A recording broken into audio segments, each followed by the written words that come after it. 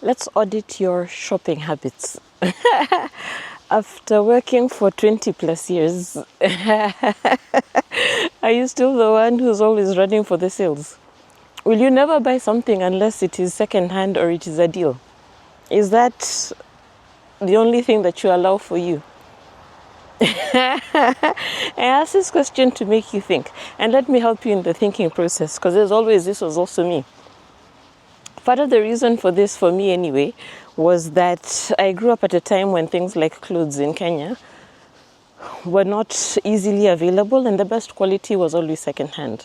So based on that, secondhand shopping became the norm, and to a great extent it still is today. At some level, the message that gave me is that good things are not for me.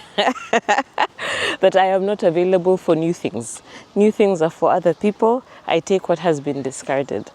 And this would show up in my life in the way that sometimes I wouldn't have, well, I'd always only ever shop on things which are on sale first. But even at home, the things that I would wear would be the socks that have a hole, or the things that are not decent enough for wearing outside, but are not that worn off, so they can still be worn. And then because I did not consider myself as that super valuable, just by being me, then I allowed that if it is just for me, I shall have less. So the people outside were allowed to see a higher version of me, the one who would dress up and the one who would at least try. But the private version of me always had less. At home, I would be just. And if you resonate with this, again, it's not your fault. You have your own story and you have your own path that might have taken you there. And the point is to recognize it and do something about it. Do something special for yourself just for being yourself. And what this does is that it elevates your value of you to you, which is like the number one most important thing that you can do.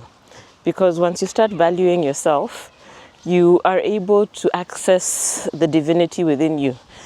Because if you do not value yourself, how can you possibly think that there is divinity in you, that God has chosen you, that just by factor of being born, you are awesome and amazing?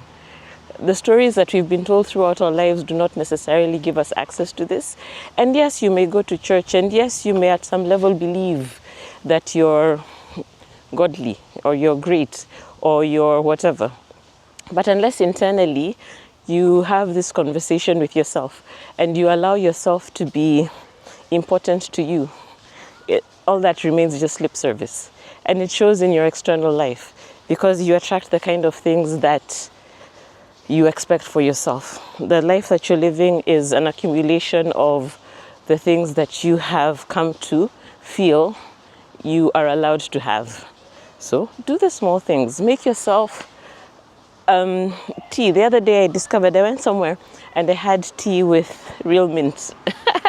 And no, it didn't have real mint. The tea bag had some mint in it. So I told myself how wonderful this was, and I went and bought myself real mint leaves and then had that tea, and I just thought that that was super amazing. And it's just these small things that we do that romanticize our lives to ourselves and tell us that we are important. And once we start believing that, we have access to the greatness within ourselves, and we can live the life that we are actually meant to be living here.